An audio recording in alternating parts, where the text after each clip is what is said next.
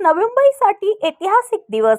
नवी मुंबई आंतरराष्ट्रीय विमानतळ अखेर प्रत्यक्ष सेवेत दाखल झाले आहे.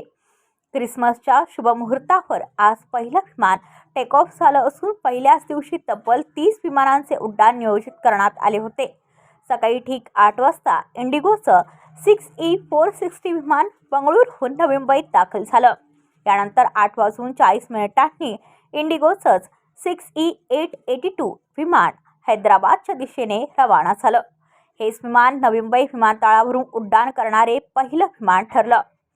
पहिल्याच दिवशी सुमारे 4000 प्रवाशांचे स्वागत करण्यात आले असून विमानतळ परिसरात प्रवाशांची मोठी गर्दी पाहायला मिळाली.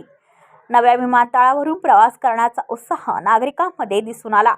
Indigo, Air India Express, Akasa Air आणि स्टार एअर या 4 विमान कंपन्यांच्या सेवा आजपासून सुरू झाल्या आहेत.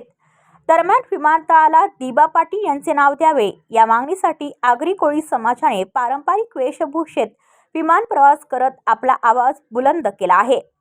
नवी मुंबई आंतरराष्ट्रीय विमानतळाला मुंबईवरील ताण कमी होणार असून विकासाला नवी गती मिळणार आहे. ब्रेकिंग न्यूजसह पनवेल वार्ता, नवी मुंबई.